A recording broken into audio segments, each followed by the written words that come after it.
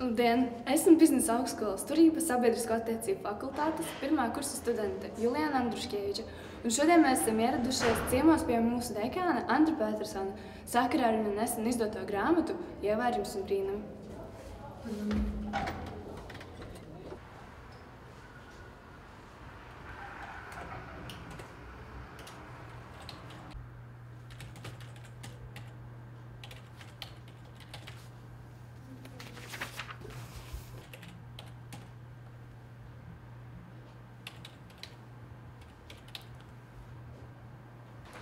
Labvakar, profesori!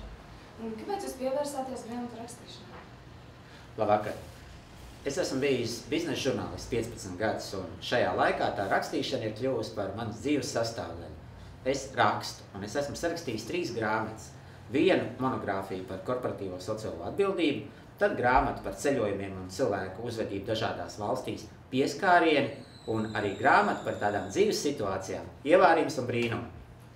Un kur jūs ņēmat idejas, vai pareizāk būtu jautāt, kas jūs iedvesmoja? Ir jāskatās uzmanīgi apkārt, kas notiek.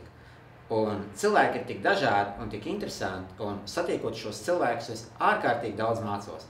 Un studenti ir viens liels iedvesmas avots. Un kā jūs vērtējat savus panākumus ar grāmatu Ievērojums un brīnumi? Tie panākumi lielākoties ir, vai tā grāmata patīk vai nepatīk cilvēkiem. Un par šo grāmatu man ir prieks, ka vairāk cilvēki, kur man ir svarīgi profesionāli, piemēram, Egīls Zirnis, fotogrāfs Aivars Liepiņš, ir sacījuši, ka šī grāmata viņiem ļoti patīk.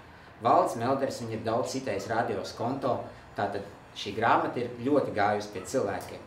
Un viens liels sasniegums, ka šī grāmata patīk manām meitām. Vai viss izdevās tā, kā bijāt cerējusi?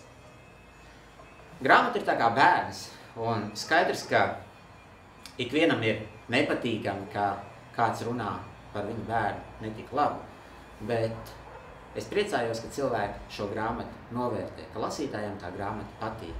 Un tas ir tas, ko es vēlējos. Kas jūsuprāt ir visgrūtākais rakstot grāmatu? Grūti ir sākt nosmēlināt to ideju, un tad atkal grūti ir beigt rakstīt šo grāmatu. Jo, ziniet, komunikācijā un arī rakstīšanā vienmēr šķiet, ka varētu labāk un labāk. Un tad gribas uzlabot, bet ir tāds brīdis, ka tā grāmata ir jādod izdevējam. Un tas brīdis ir tāds grūts, sarežģīts un atbildīgs, kad tu saki, tagad ir gatavs, es jums to grāmatu nododu. Kā jūsuprāt varētu mudināt jauniešus vairāk lasīt? Amerikāņu psihologs un profesors Džozefs Naiss visus iespaidojošos spēkus dala 2 daļās – cietais spēks un maigais spēks. Augstskolā cietais spēks var būt atzīmes, kuras profesori liek par grāmatu lasīšanu. Savukārt, maigais spēks ir, ja profesors kopā ar studentiem iet uz biblioteku un atrod to vajadzīgāko, interesantāko grāmatu, kopā lasa un analizē. Un mēs tā cenšamies darīt. Vai esat plānojis rakstīt vēl kādu grāmatu? Es šobrīd rakstu 2 grāmatas. Viena grāmata ir par to, kā mēs komunicējam ikdienā, kā mēs sazināmies viens ar otru, ar masu mēdījiem, un tā grāmata būs ar atsaucēm, bet viņa būs tomēr grāmata par dzīvi.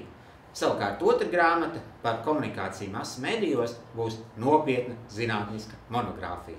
Un es šobrīd strādāju ar abām šīm grāmatām. Paldies par atbildēm! Lūdzu, priecājos jūs satikt!